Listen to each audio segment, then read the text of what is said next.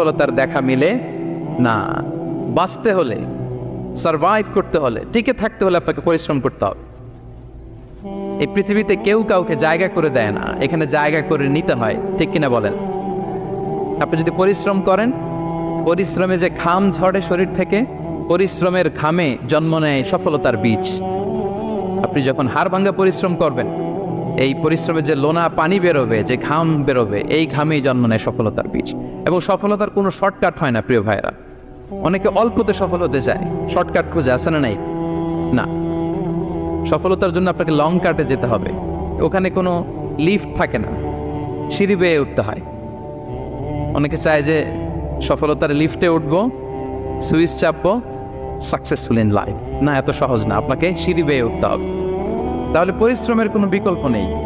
এই দুনিয়াটা হচ্ছে পরিশ্রমের জায়গা, সংগ্রামের জায়গা।